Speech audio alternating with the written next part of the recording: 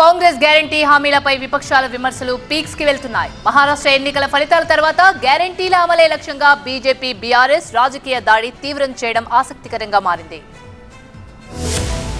మహారాష్ట్ర ఎన్నికల్లో కాంగ్రెస్ సారథ్యంలోని మహావికాస్ అఘాడీ కూటమి దారుణ ఓటమి మూటగట్టుకుంది. ఈ పరాజయం కారణంగా తెలంగాణలో కాంగ్రెస్ పార్టీ విపక్షాలకు టార్గెట్ గా మారింది. ముఖ్యంగా కాంగ్రెస్ పార్టీ ఇచ్చిన గ్యారంటీ హామీలను ఇటు బీజేపీ అటు బీఆర్ఎస్ ప్రస్తావిస్తున్నాయి. కాంగ్రెస్ పార్టీ గ్యారంటీ హామీల మోసాలను మహారాష్ట్ర ప్రజలు నమ్మలేదని ఆరోపిస్తున్నాయి.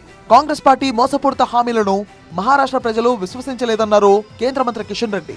ఈరోజు కాంగ్రెస్ పార్టీ 3 రాష్ట్రాలకే పరిమితమైంది. గ్యారంటీల పేరుతో మభ్యపెట్టినటువంటి తెలంగాణ, గ్యారంటీల పేరుతో మభ్యపెట్టినటువంటి కర్ణాటక, గ్యారంటీల పేరుతో దివాలా తీసినటువంటి హిమాచల్ ప్రదేశ్, 3 రాష్ట్రాలకే ఈరోజు కాంగ్రెస్ పార్టీ పరిమితమైంది.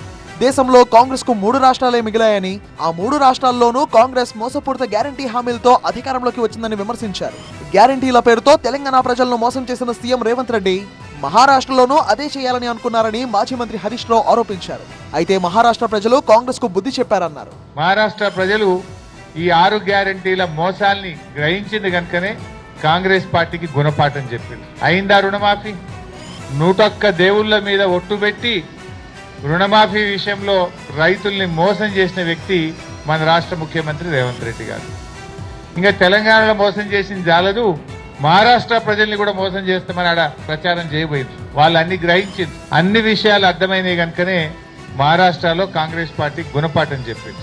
దేశవ్యాప్తంగా చాలా రాష్ట్రాల్లో గ్యారంటీ పేరుతో హామీలు ఇచ్చిన కాంగ్రెస్ నాయకత్వం కొన్ని రాష్ట్రాల్లో అధికారం దక్కించుకోగా మరికొన్ని రాష్ట్రాల్లో ఓటమి పాలైంది. అయితే మహారాష్ట్ర ఎన్నికల సందర్భంగా బీజేపీ ఆ గ్యారంటీలను ఎక్కువగా టార్గెట్ చేసింది. ఇక తెలంగాణలో గ్యారంటీ హామీలను పూర్తి స్థాయిలో ఎప్పుడు అమలు చేస్తారంటూ బీజేపీ బీఆర్ఎస్ నిత్యం హస్తం పార్టీని విమర్శిస్తున్నాయి. మహారాష్ట్ర ఎన్నికల ఫలితాల తర్వాత కాంగ్రెస్ పార్టీ మరింతగా గ్యారంటీలపై విమర్శలు ఎదుర్కోవాల్సి వస్తుందని విపక్షాల మాటలు దాడి దీనికి సంకేతమనే చర్చ జరుగుతోంది.